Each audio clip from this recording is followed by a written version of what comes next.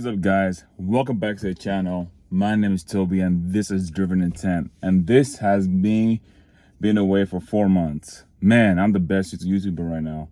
So now skip back to 4 months ago. The last video I uploaded was me installing a rear sway bar 034 Motorsport with the end links on my car. Now it's May, and this is what to expect for my next couple of videos. So for right now, I'm editing a video where I did a lot of installs and modifications to my car, you boys. Like I'm talking wheels and tires. Yes, I have new wheels and tires. I did also a service maintenance, which includes I replaced the PCV valve or the oil separator. I also replaced the cam seals gasket, the one that covers the crankcase. Those are prone to leak on this Gen 3 EA888 engines. I did that service myself as well. It's been like 4 months since I did that. I did that in conjunction with the oil separator. I also replaced with the new seals and new screws. Those screws have a rubber grommet, which was the source of my leak with oil, down the timing chain cover.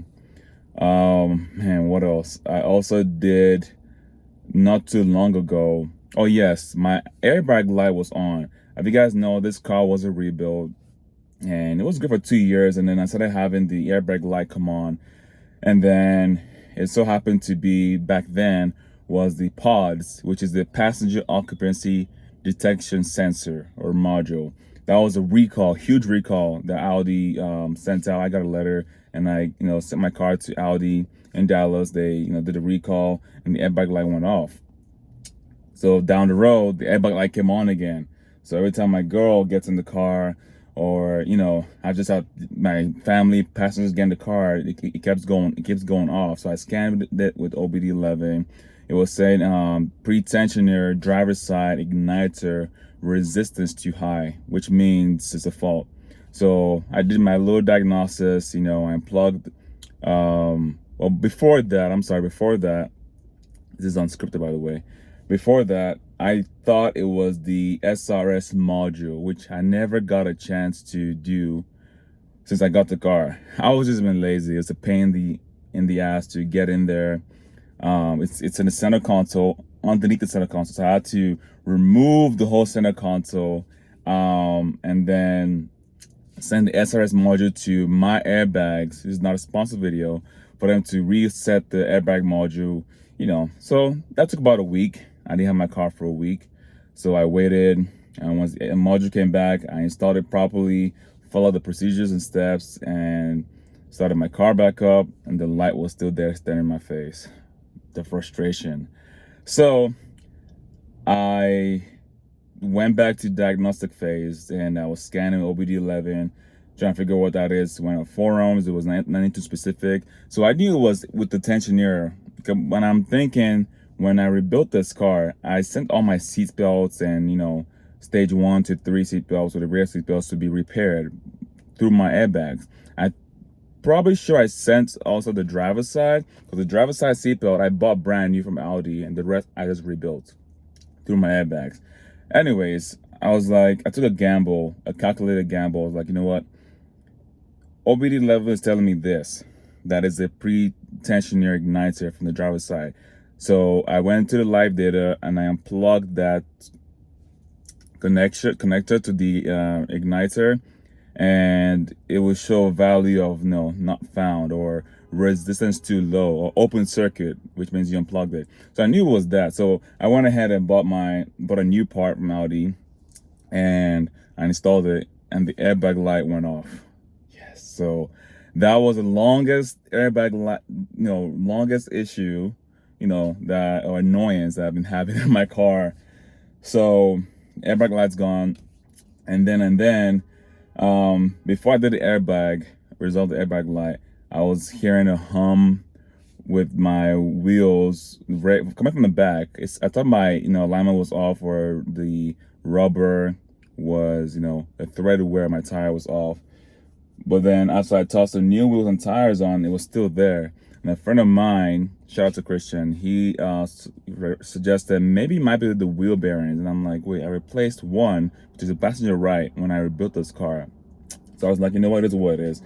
I paid, I got new wheel bearings from Audi, around like $450. And I replaced them, the rear wheel bearings, and the noise was gone. So the car really drives great right now. Almost perfect, but it's getting great right now. And current mileage on the car is around 81,000 miles. Since the rebuild, I've put 50,000 miles on this car, and it's doing great. All right, down the list of mods that I've done or maintenance that I've done. I've replaced the water pump and thermostat housing. Mine, unfortunately, I was not immune to that. My car started to develop a leak. I couldn't see any leaks, but happened to me on my drive back from work. I know it was around 85 degrees out here in Texas, and I was driving spiritedly, and the engine light came on. It didn't flash. I'm like, that's odd. Okay, that little. I got a vibe. I got like chill. Like, oh, what is it now? So got home, scanned the car, and then I'll put the code up here on the screen. It was coolant bypass valve open circuit, and it was in red. So I knew we had to deal with the water pump and thermostat, because it's prone to fail on this Gen 3 Mark 7.5 water pump, in general. So luckily, I've already purchased the part again.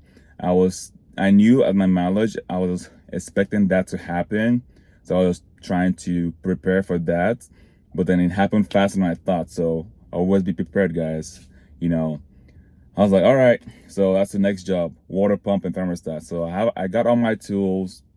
I was able to, it took me 2 days, which was fine, with work and working after hours with my work schedule. And, I took it apart. I could see the leak from the water pump, where it was leaking from. And, watched a couple of videos on YouTube from, Humble Mechanic. It was a very detailed video, and shopdap.com. I pieced all the videos together to have a general understanding of what I'm doing and how to do things properly, and torque spec the new water pump back, 9 newton meters of torque, or 80 whatever. Anyways, I digress. I was able to reinstall the water pump. I also did a carbon cleaning as well. Boy, oh boy. I did this carbon cleaning 2 years ago. So I put 30,000 miles, and that was quite a buildup, but wasn't a lot. So I did a carbon cleaning. I already have the, air compressor from ECS tuner that I bought. It was a kit. It was on sale back then. Now it's more expensive. It came with the walnut shells, media blaster, so to speak. And then I went to Harbor Freight and bought a mini air compressor, pushed out about 125 psi max. It's very quiet, ultra quiet. That's what I wanted. That was the series I wanted. I'll put the links down below to the tools and parts that I used for this video. So I got the air compressor, did a media blast on all the cylinder, all the valves, cleaned out the carbon, made sure it was really good and clean, and I replaced the seals. And so I did 2 jobs at the time. Since I was already there, I already had the intake manifold taken off, so I might as well do the carbon cleaning. I didn't take out the injectors, but that'll be another video, because the injectors, when I did it last time, when I had the carbon cleaning done, the injector that I bought, I was going to replace it from Audi, was not fitting into my current setup of my car. Like, it was too thick. It made no sense. No one could figure out what was the issue. Is it a part number mismatch? I don't know. So what I just did was just the service of the injectors back then. I resealed it properly with those Teflon seals, and cleaned it. So now, put my car back together. It took me like 3 days. I said 2 days. It took me about 3 days.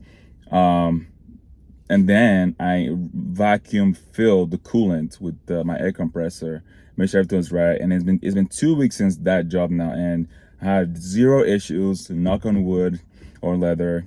The car's been fine. I did notice the water, the coolant, the actual G13, I believe, from Audi.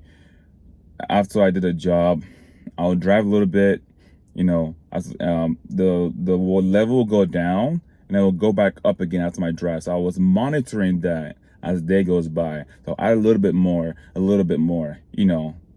So I was very conscious about that. So now at the level where the car is on, or I go for a drive to work or around the community, the level will go down slightly. When the car is up, it goes back to the maximum fill line. That's what I wanted to do. So I made sure I did my job right. So that's that. What else did I miss, or am I missing? So the car drives great now.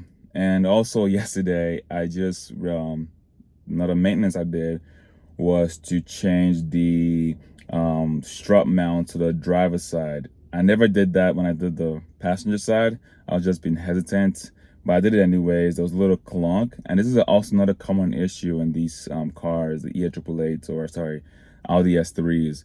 Is always a clunk, and in the forums, people have been saying that it's probably the mag rides. I do have mag rides in my car, but probably going out, but I don't think it is.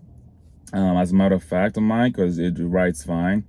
And I replaced the strut mount with a new bearing, and I don't hear the noise anymore for my test drive to yesterday and today to work, but I'll keeping an eye out for it. So hopefully the mag rides last me to like 100,000 miles, and I might go coilovers with Bilstein, or I might just keep the OEM from Audi, which I know I can get them for a pretty good discount. But we'll see. We'll see about that.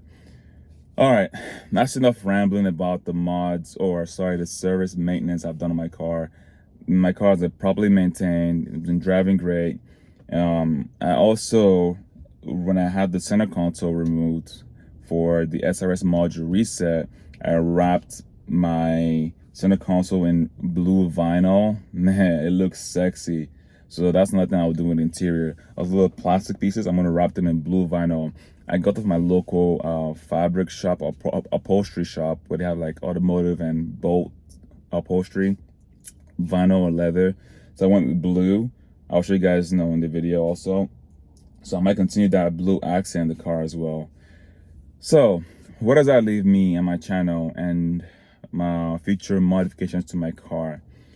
With the mileage I have right now in my car, I'm thinking about replacing the turbocharger to a better one. I don't want to get like a crazy, I want to get an efficient one, probably from EQT.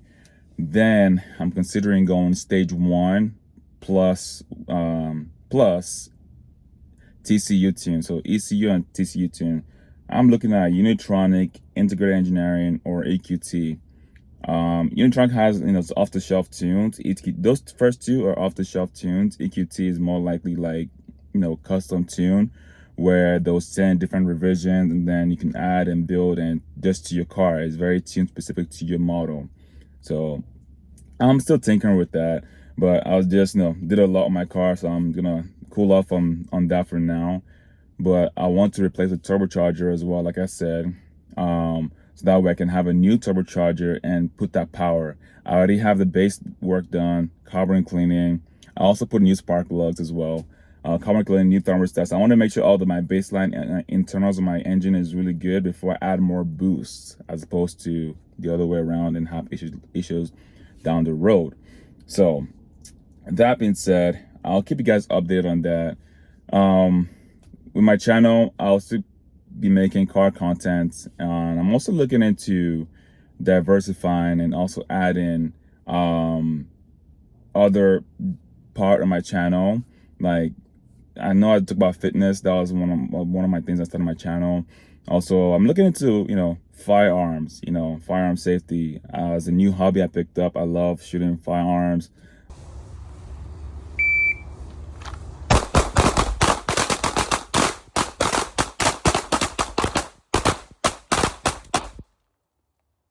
Ranges have training and stuff, shooting different firearms.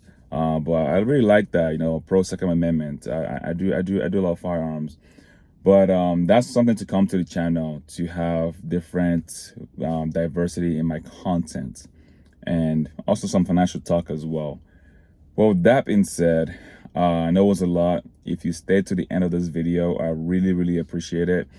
I hate making promises, but I'm going to be making more videos. I need to be making more videos for you guys and be dedicated and, loyal to you guys, and bring the best content out here and keep that reason why I started making YouTube prevalent. I hope you guys can understand that. Life will throw hurdles at you, whatnot. It's just your job, especially as a man, to tackle those problems individually. God first, but tackle those problems and overcome it and stay back on track, get back on the road. So that's what I'm doing right now, making a video to you guys, and then show my plan for the next videos that I'll be making in the future. So thank you so much for watching the video. If you stayed to the end, I really appreciate your time.